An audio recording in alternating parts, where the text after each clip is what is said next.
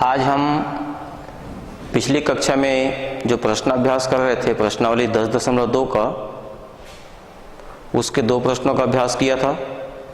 एक और प्रश्न बच गया था। वहीं से कुछ प्रश्नों में से जो प्रश्न दिए हुए हैं देखिएगा अपने पुस्तक में। प्रश्नावली 10.2 पृष्ठ क्रमांक 264 का प्रश्न नंबर 6। प्रश्न नंबर 6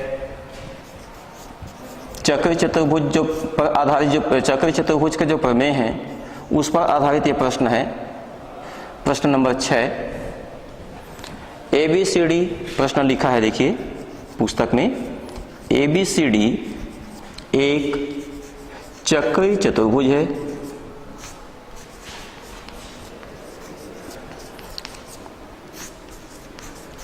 जिसके विकर्ण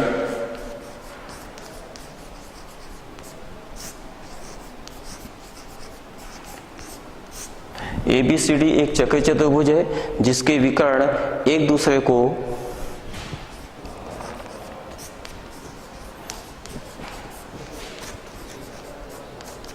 बिंदु P पर प्रतिच्छेद करते हैं।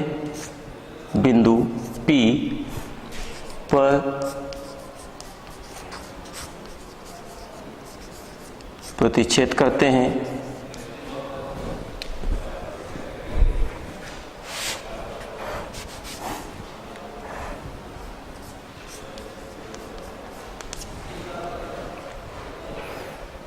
यदि कोण PBC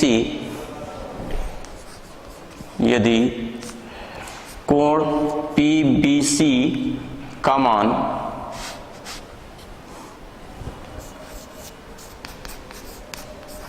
अंश तथा कोण BAC का मान 30 अंश हो तो कोण BCD का मान ज्ञात कीजिए। तो कोण BCD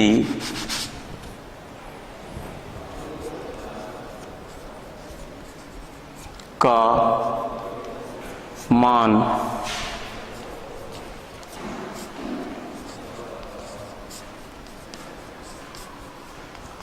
ज्ञात कीजिए। चित्र आपके प्रश्न के साथ ही दिया होगा, जैसे कि मैं ब्लैक बोर्ड में बना रहा हूं। एक वृत्त दिया हुआ है। वृत्त में विकर्ण AB और CD, विकर्ण AB और CD नहीं, जीवा AB और CD है।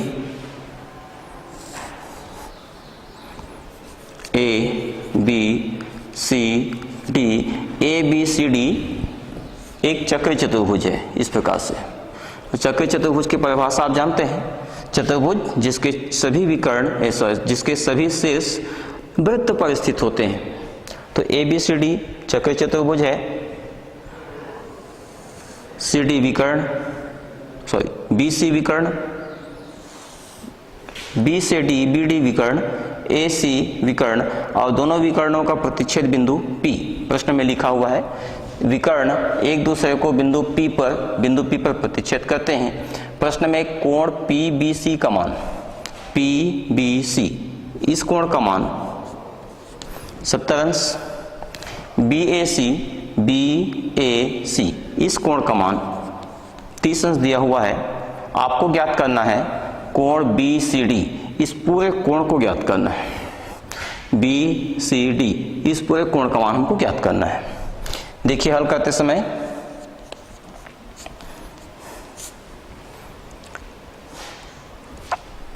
यदि इस वृत्त पर चाप CD की बात करें, यहां तक C से बिंदु D तक, तो चाप CD द्वारा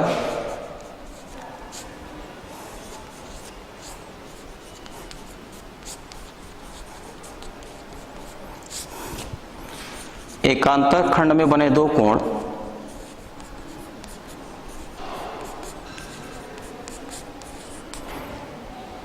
CAD और CBD, CAD और CBD दोनों समान होंगे, क्योंकि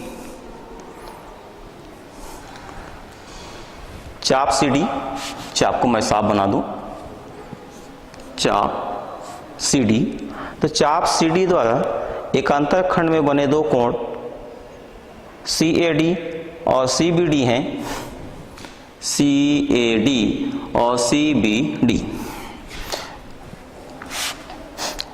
CBD का मान ये PBC या इसी को हम CBD भी कह सकते हैं इस कोण को।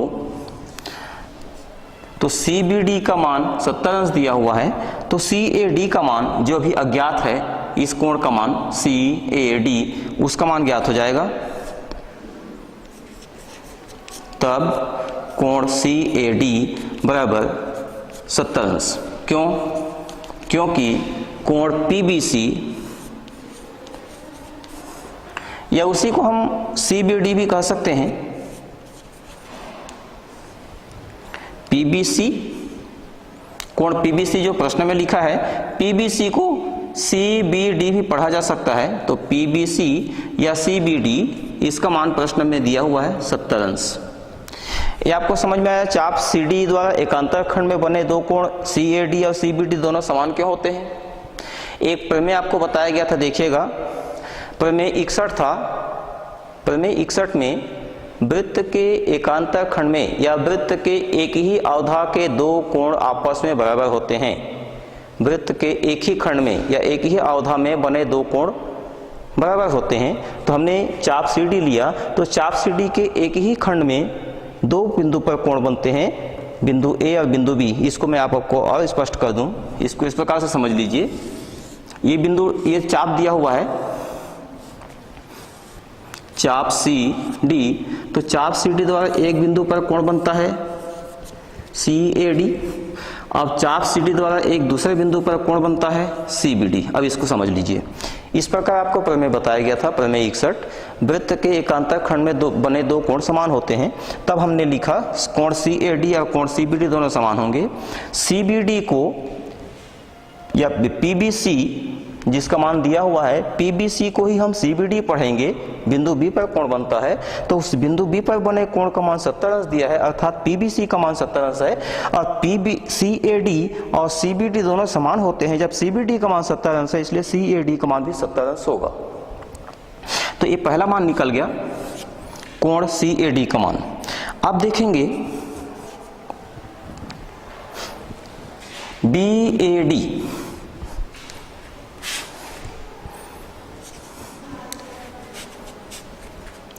कोण BAD, इस पूरे कोण की बात हो रही है। तो BAD बराबर कोण BAC धन कोण CAD, ऐसा लिखा जा सकता है। देखिए, बिंदु A पर दो कोण बन रहे हैं, ध्यान से देखिए, BAD और ये C। BAC पहला कोण जो आपके प्रश्न में 30 अंश दिया हुआ है। CAD, इसका मान अभी हमने 70 अंश निकाला, देखिए CAD का मान 70 अंश। तो अब संपूर्ण कोण BAD, तो BAD को BAC प्लस CAD दोनों को जोड़कर निकाला जा सकता है। तो BAD का मान कोण BAC धन कोण CAD के बराबर होगा। BAC का मान आपके प्रश्न में लिखा है 30 अंश, CAD का मान हमने 70 अंश निकाला, तो ये दोनों का योगफल हो जाएगा 100 अंश।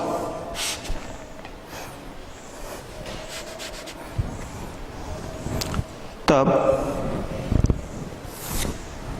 कोण BAD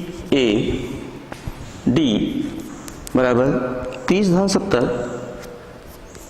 100 अंश, ये दूसरा मान। अब प्रश्न में कहता है ABCD चक्र चतुर्भुज है। ABCD चक्र चतुर्भुज है।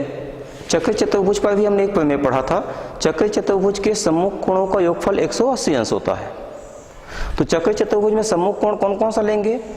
BAD और बी सी डी ये आमने सामने के कोण है।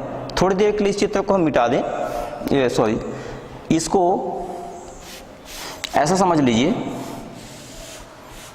ये देखिए ये चक्रीय चतुर्भुज है और चक्रीय चतुर्भुज में कोण बी ए डी और कोण बी सी डी दोनों सम्मुख कोण है और चक्रीय चतुर्भुज के सम्मुख कोणों का योगफल 180 अंश होता है। तो हमें लिखना है, देखिए चक्रीय चतुर्भुज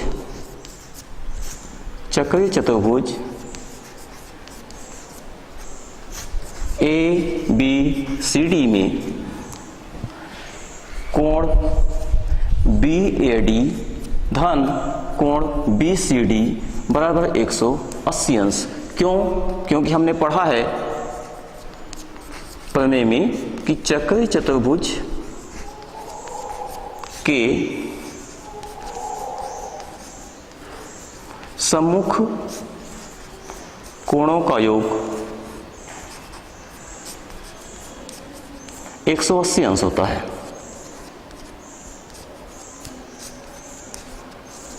चक्रीय चतुर्भुज के सम्मुख कोणों का योग 180 अंश होता है। ये दोनों चक्रीय चतुर्भुज एबीसीडी के सम्मुख कोण है, अतः इनका योग 180 अंश होगा। अभी हमने ऊपर में निकाला, देखिए कोण बी ए डी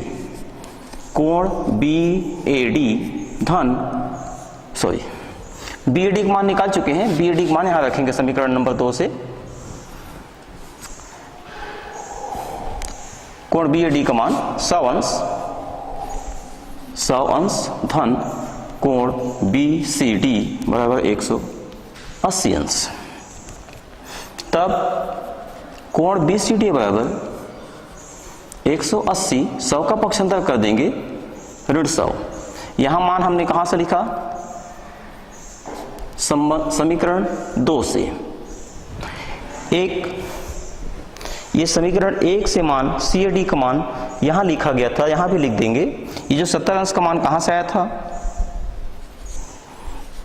कोण बी ए सी 30 अंश दिया है, बी ए सी का मान 30 अंश दिया है और सी ए डी का मान 70 अंश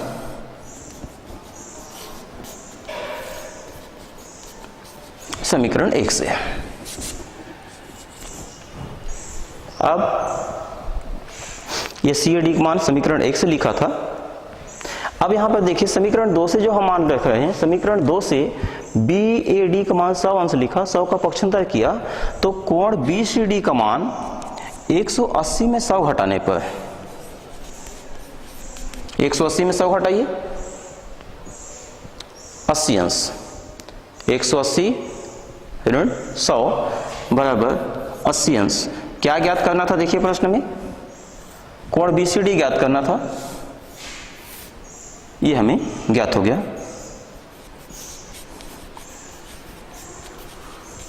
हमें यही ज्ञात करना था, उत्तर मिल गया।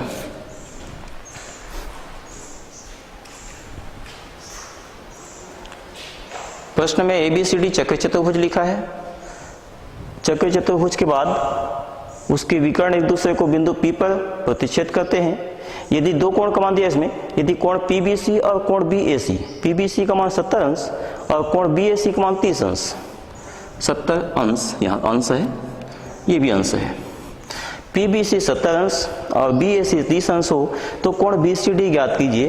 तो BCD ज्ञात करने के लिए अभी चित्र को यथावत रखा हूं। देखिए BCD, इस कोण को ज्ञात करने के लिए हमें इस कोण की सहायता लेनी पड़ेगी। क्यों? क्योंकि ABCD चक्रीय चतुर्भुज है और चक्रीय चतुर्भुज में समूह कोणों का योगफल 180 अंश होता है। तो इस बिंदु A पर बने दो कोण, ध्यान से देखिए, अब बिंदु A पर बने दो कोण BAP या BAC, ये देखिए BAC, इसका मान दिया है प्रश्न में 30 अंश।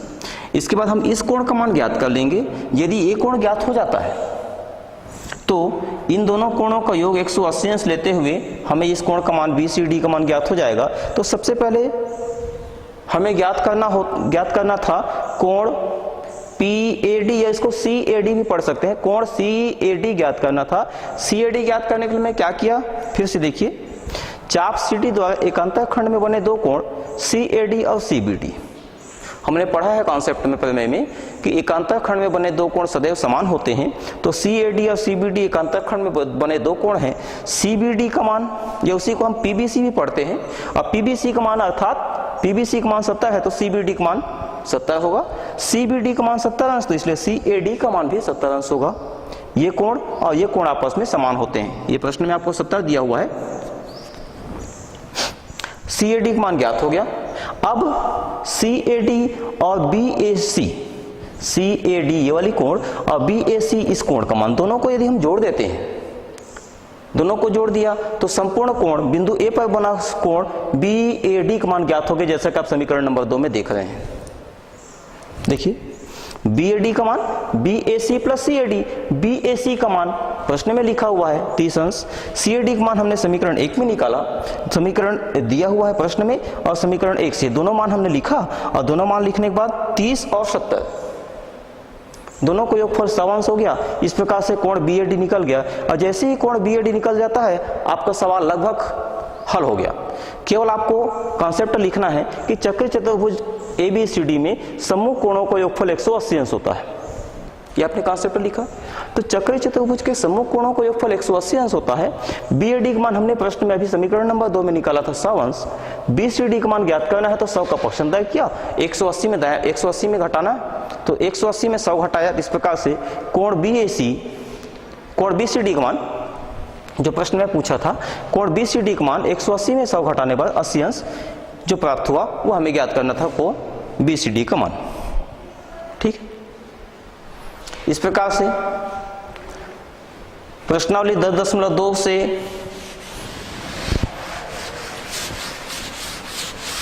कुछ प्रश्नों का अभ्यास करना था। प्रश्नों का अभ्यास खत्म हुआ, शेष प्रश्नों का अभ्यास आप कीजिएगा। परीक्षा की दृष्टि से जो महत्वपूर्ण प्रश्न है या इन प्रश्नों से संबंधित प्रश्न आते हैं वो मैंने आपको अभी अभ्यास करवाया। आप देखेंगे प्रश्नावली 10.2 के बाद एक और प्रमेय,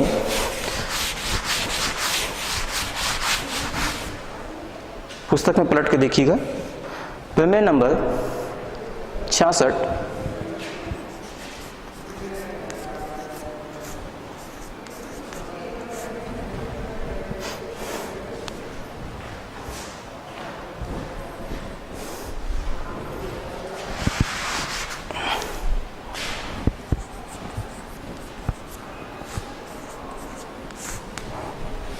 प्रमेय नंबर 66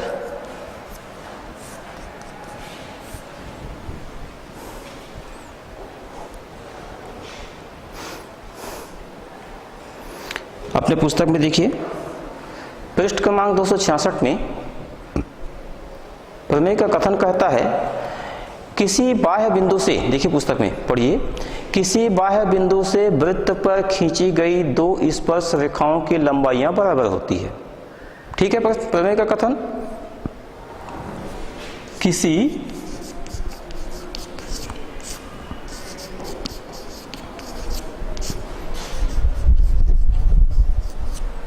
बाह्य बिंदु से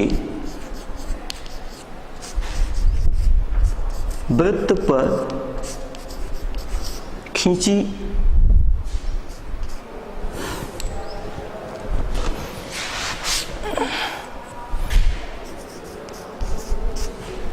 गई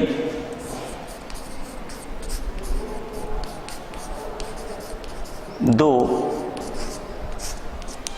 स्पर्श रेखाओं की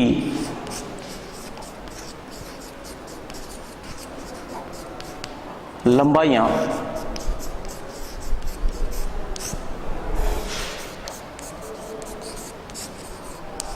बराबर होती है।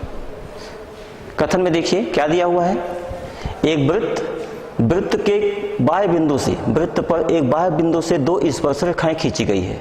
हमें सिद्ध करना है उन स्पर्श रेखाओं की लंबाइयां बराबर होती है। देखिए चित्र इस प्रकार से बनेगा। सबसे पहले एक वृत्त बनाएंगे,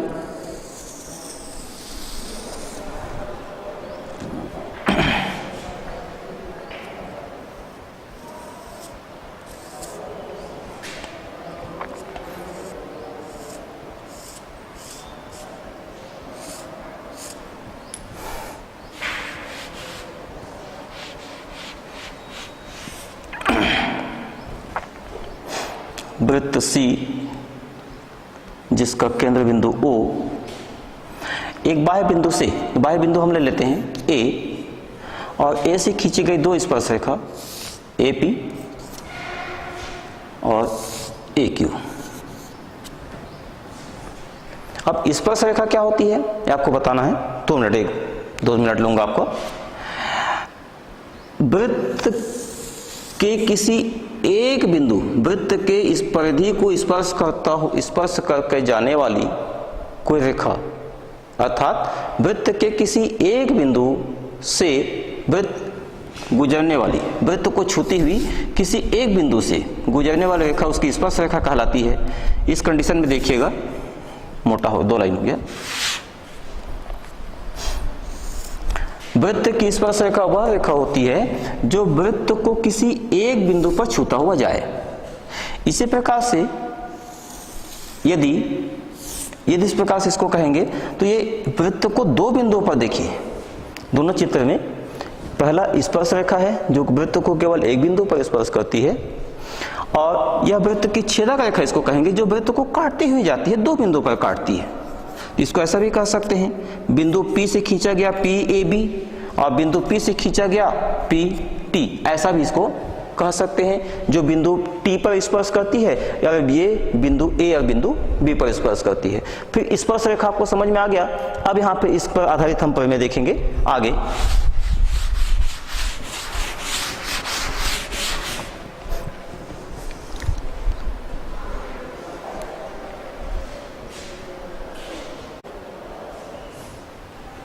स्पर्श रेखा आपको समझ में आ गया।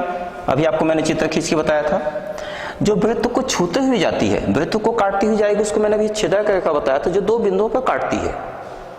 और ये स्पर्श रेखा जो वृत्त को किसी एक बिंदु पर स्पर्श करती है, और यहाँ पे कहा है 2 स्पर्श रेखा है, तो हम बाह्य बिंदु मतलब वृत्त के बाहर स्थित बिंदु A से 2 स्पर्श रेखा खींचे हैं जो वृत्त को बिंदु P और बिंदु Q पर स्पर्श करती है। देखिए इस प्रमेय में क्या दिया हुआ, देखिए एक वृत्त C जिसका केंद्र O और त्रिज्या R पर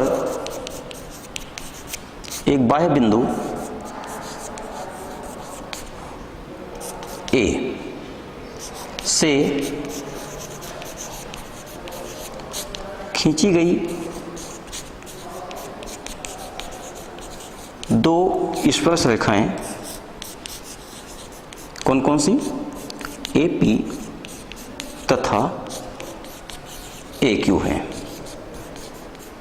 स्पर्श रेखा AP और AQ है जो वृत्त को बिंदु P और बिंदु Q पर स्पर्श करती है, जो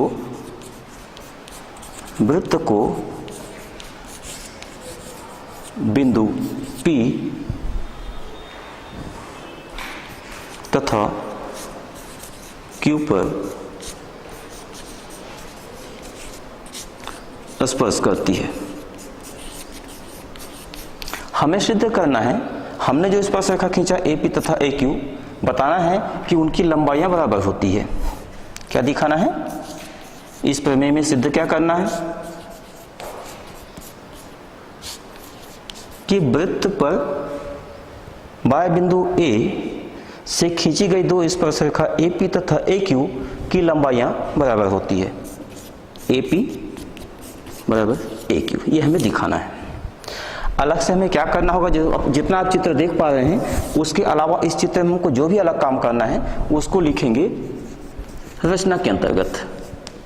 दिया हुआ भाग केवल इतना ही है, एक वृत्त दिया हुआ है, बाह्य बिंदु A और बिंदु A से खींची गई 2 स्पर्श रेखा AP और AQ। हमको क्या करना है, देखिए O से P को मिलाया, O से Q को मिलाया, O से A को मिलाया। देखिए अब आपका चित्र पूर्ण हो गया। O से A, P तथा Q को मिलाया।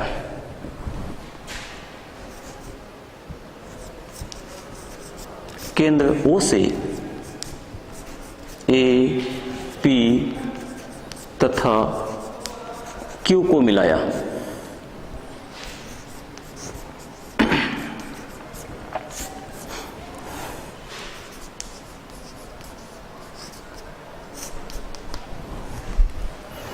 अब देखिए AP वृत्त की स्पर्श रेखा है और जैसे हम O से बिंदु P को मिलाते हैं तो OP वृत्त की त्रिज्या कहलाती है। OP वृत्त की त्रिज्या है। अब पुस्तक में देखिएगा एक प्रमेय दिया हुआ है, वृत्त की त्रिज्या स्पर्श बिंदु से होकर जाती हुई है, वृत्त की स्पर्श रेखा स्पर्श बिंदु से होकर जाने वाले त्रिज्या पर लंब होती है। आपका प्रमेय में दिया हुआ है, देखिए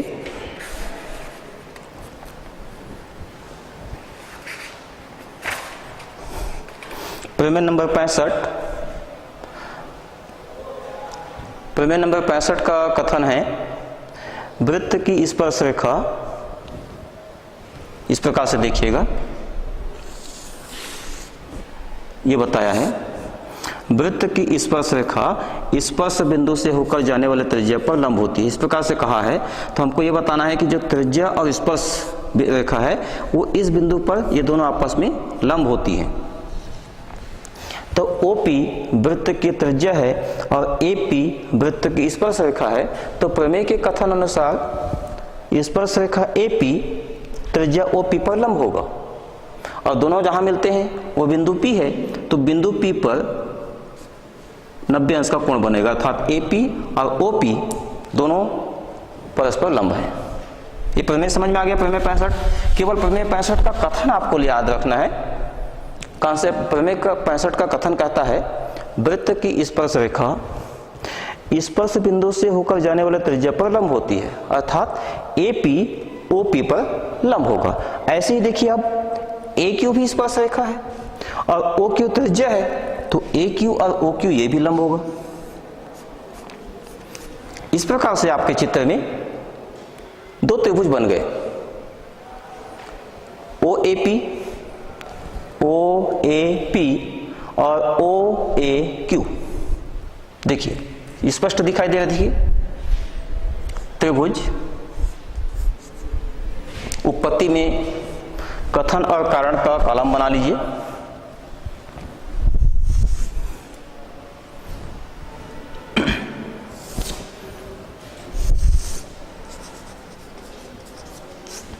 यहां लिखेंगे कथन,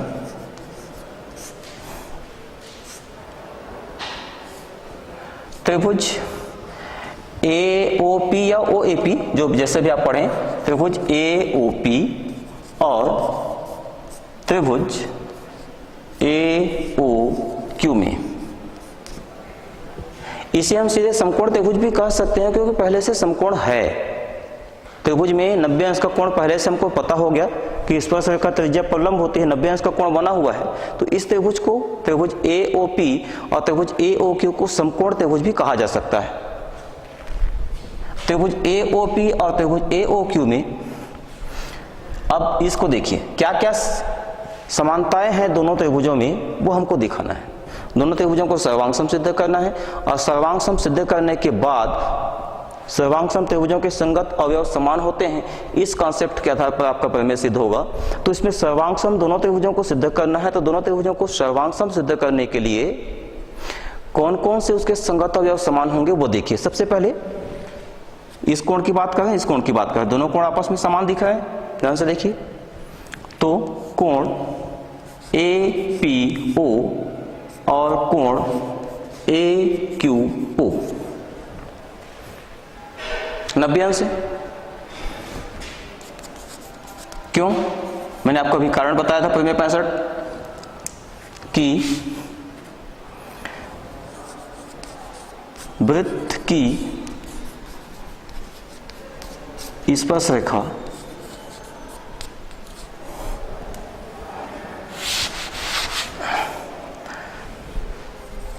वृत्त की स्पर्श रेखा स्पर्श बिंदु से होकर जाने वाले त्रिज्या पर लंब होती है।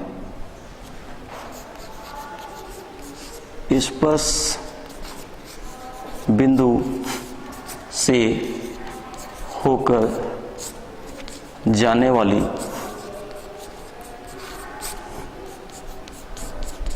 त्रिज्या पर लंब होती है।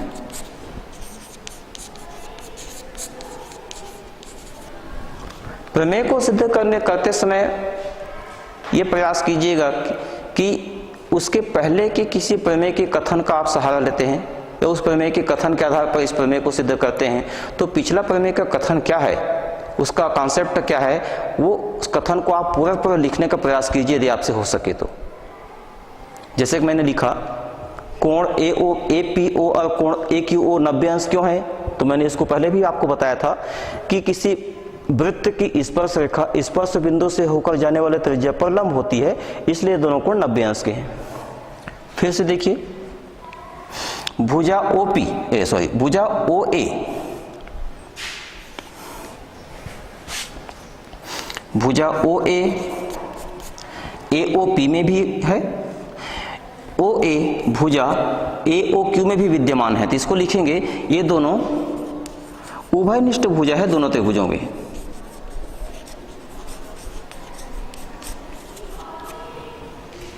OA और OA त्रिभुज AOP में भुजा OA, त्रिभुज AOQ में भुजा OA, दोनों त्रिभुजों में उभयनिष्ठ भुजा है। उसके अलावा OP और OQ क्यों समान है, ध्यान से देखिए OP और OQ, OP को मैंने लिखा वृत्त की त्रिज्या है तो OQ भी वृत्त की त्रिज्या होगी। O से P तक वृत्त की त्रिज्या है तो O से Q तक भी त्रिज्या कहलाएगी। तो OP और OQ दोनों त्रिज्याएं हैं तो वृत्त के दोनों त्रिज्याएं समान होती है, तो इसको लिखेंगे OP बराबर OQ बराबर R। क्यों? क्योंकि एक ही वृत्त की दो त्रिज्याएं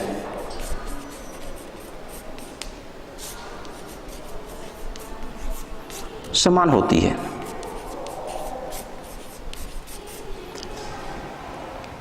अब देखिए एक त्रिभुज के 3 अवयव दूसरे त्रिभुज के संगत अवयव के समान है। दो त्रिभुजों को सर्वांग सम सिद्ध करने के लिए 3 अवयव समान होना चाहिए। तो हमने दिखाया त्रिभुज AOP और त्रिभुज AOQ में दोनों त्रिभुजों के संगत अवयव कौन कौन से संगत अवयव समान हैं। तो पहले त्रिभुज के 3 अवयव दूसरे त्रिभुजों के संगत अवयव के समान हैं। अब इसमें सर्वांग समता की कौन से कंडीशन लगती है उसमें ध्यान से देखिए। तो सर्वांग समता में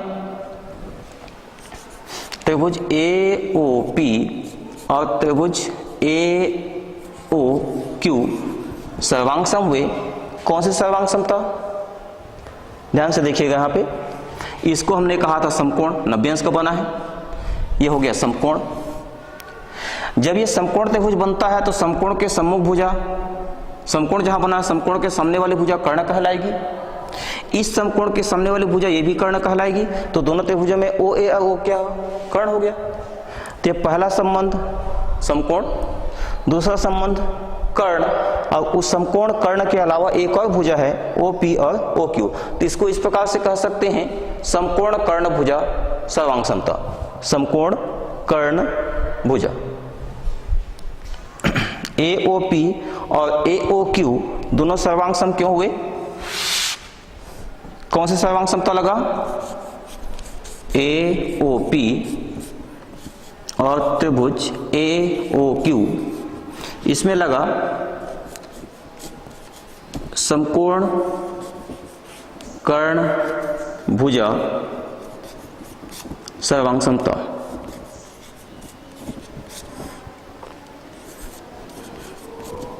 से समकोण कर्ण भुजा सर्वांग समता से त्रिभुज समकोण हुए। अब त्रिभुज सर्वांग सम हो गए। समकोण कर्ण भुजा सर्वांग समता से दोनों त्रिभुज सर्वांग सम हुए। और हम ये भी जानते हैं सर्वांग सम त्रिभुजों के संगत अवयव समान होते हैं। कौन कौन से संगत अवयव लेना है? भुजा AP, भुजा AQ।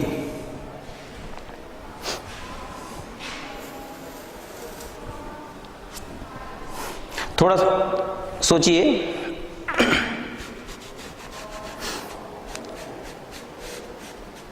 ये दोनों संगत भुजा होंगे कि नहीं? तो दोनों त्रिभुजों को यहां से मोड़ने का प्रयास कीजिए। इस आकृति को यदि हम इस लाइन से ऐसा मोड़ें तो मोड़ने के बाद क्या होगा? बिंदु P बिंदु Q के ऊपर आएगा, भुजा OP भुजा OQ के ऊपर आएगा, अर्थात AP भुजा और AQ भुजा दोनों संगत भुजा कहलाएगा। तो इसको क्या लिखेंगे? जब दोनों त्रिभुज सर्वांग सम हुए तो AOP में भुजा AP, AOQ में भुजा AQ। क्यों? इसको मैं यहां लिखता हूं, देखिए कारण। सर्वांग सम त्रिभुजों के संगत अवयव, सर्वांग सम त्रिभुजों के संगत अवयव समान होते हैं, ये हमको दिखाना था। देखिए क्या सिद्ध करना था कि वृत्त के बाह्य बिंदु A से वृत्त पर खींची गई दो स्पर्शरेखा AP तथा AQ है, सिद्ध करना था कि उनकी लंबाइयां बराबर होती है। तो लंबाइयां अर्थात AP की लंबाई AQ की लंबाई AP बराबर AQ, यह हमें सिद्ध करना था। यह सिद्ध हो गया AP बराबर AQ। कौन सी सर्वांग समता लगी? समकोण कर्ण भुजा सर्वांग समता से त्रिभुज AOP और त्रिभुज AOQ को सर्वांग सम सिद्ध किए। सर्वांग सम सिद्ध करने के लिए दोनों त्रिभुजों के कोई तीन अवयव, कोई तीन अवयव का मतलब कुल कितने अवयव होते हैं त्रिभुजों में? 6 अवयव होते हैं, 3 भुजा और 3 कोण। उन 6 में से कोई भी 3 अवयव आपको समान दिखाना है। ये हमने दिखाया था, एक त्रिभुज का 1 2 3 दूसरे संगत त्रिभुजों के समान। तो इस प्रकार से समकोण कर्ण भुजा सर्वांग समता से त्रिभुज सर्वांग सम हुए, और त्रिभुज सर्वांग सम होते हैं तो उनके संगत भुजाएं समान होती है, अर्थात भुजा AP और भुजा AQ समान हुए। इस प्रकार से आपका प्रमेय कि किसी बाह्य बिंदु से वृत्त पर खींची गई दो स्पर्श रेखाओं की लंबाइयां बराबर होती है, हमने बराबर सिद्ध किया। ठीक है, इस प्रकार से प्रमेय नंबर 66 खत्म होता है। अब अगला प्रमेय है प्रमेय नंबर 68।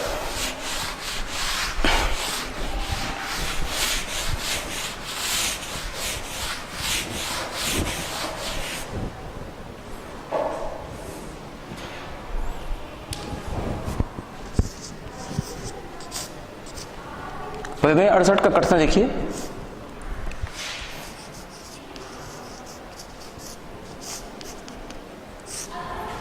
पुस्तक में देखिए प्रमेय नंबर 68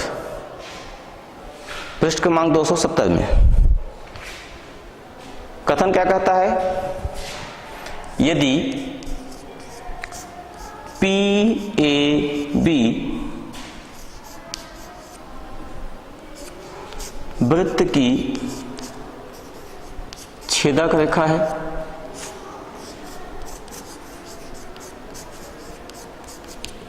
यदि PAB वृत्त की छेदक रेखा हो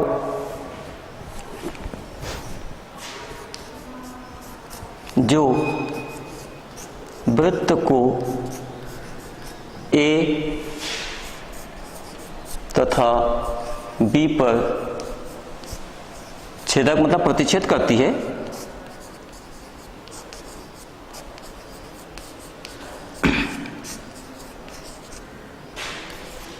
तथा PAB वृत्त की छेदक रेखा है जो वृत्त को A तथा B पर प्रतिच्छेद करती है, तथा PT एक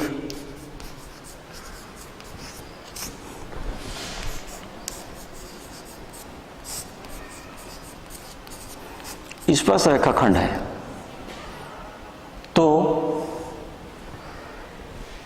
PAB वृत्त की छेदक रेखा है तथा PAB PT वृत्त की स्पर्श रेखा है जो वृत्त को बिंदु T पर स्पर्श करती है। इस पर PT स्पर्श रेखाखंड है, तो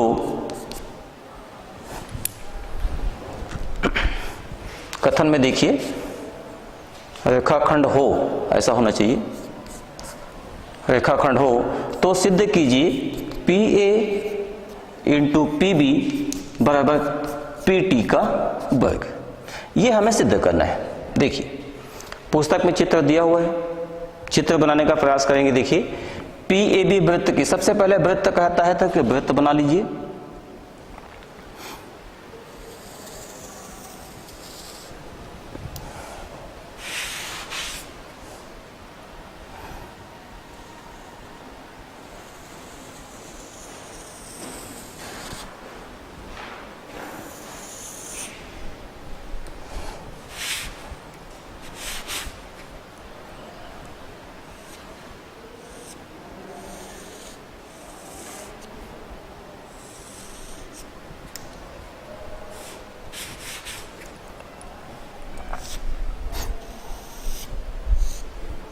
देखिए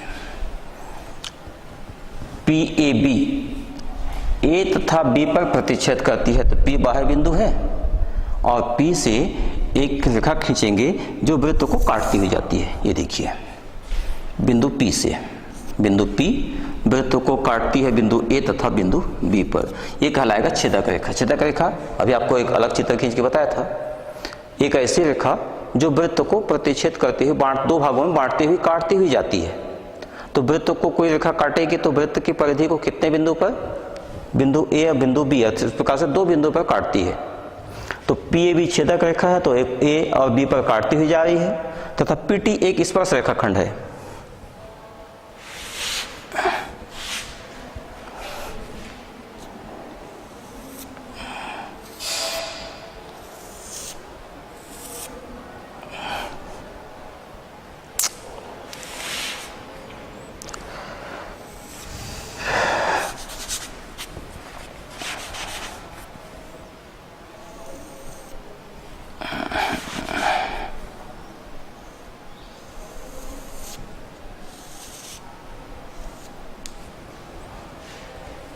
पीटी पी से बिंदु टी पर, पीटी स्पर्श रेखाखंड है।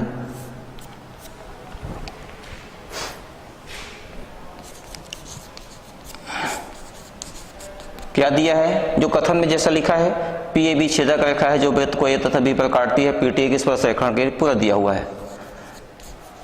वृत्त सी O R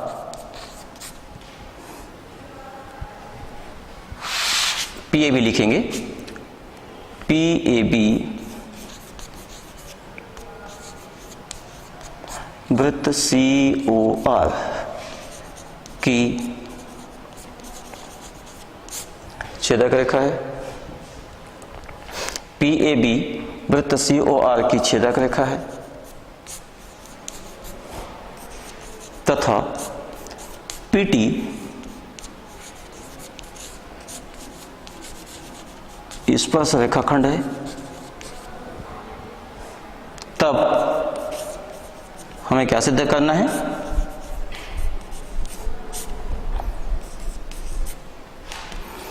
P A into P B बराबर पी टी का वर्ग। चित्र आप देख रहे हैं ब्लैक बोर्ड में। इसके अतिरिक्त हमें जो कुछ करना है अलग इस चित्र में, वो रचना के अंतर्गत लिखेंगे। क्या क्या करना है देखिए,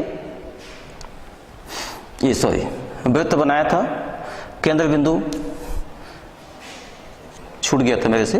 वृत्त का केंद्र बिंदु ओ से एक लंब डालेंगे ए बी पर, ए बी जीवा है तो ओ एल, ये देखिए ओ एल लंब डाला, ओ एल जीवा ए बी। अब यहां से देखिए पी ए बी छेदक रेखा है, तब बिंदु ए से बिंदु बी तक का भाग अब वृत्त की जीवा हो जाएगा। ए बी वृत्त की जीवा है। हमने क्या किया, ओ एल ए बी पर लंब डाला, ओ एल लंब ए बी खींचा, ओ से ए को मिलाएंगे, ओ से ए को मिलाया, ओ से टी को मिलाया, ओ से पी को मिलाया, तथा ओ से ए पी तथा टी को मिलाया। दिया है जैसा आपके कथन में लिखा है। हमें जो सिद्ध करना था P A into P B बराबर पी टी का वर्ग, ये हो गया। प्रश्न में हमने क्या किया, देखिए ओ एल लंब डाला ए बी पर तथा ओ से ए पी तथा टी को मिलाया। अब प्रमेय में जो सबसे महत्वपूर्ण स्टेप होता है उपपत्ति, वो उपपत्ति आपको अगले कांडखंड में बताएंगे। इतना लिख लीजिए, अपनी कॉपी में लिख लीजिए, इसको नोट कर लीजिए।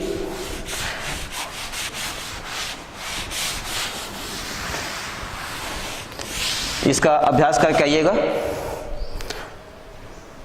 जैसा हमने कहा है, और उपपत्ति आपको अगले कांडखंड में बताए जाएंगे।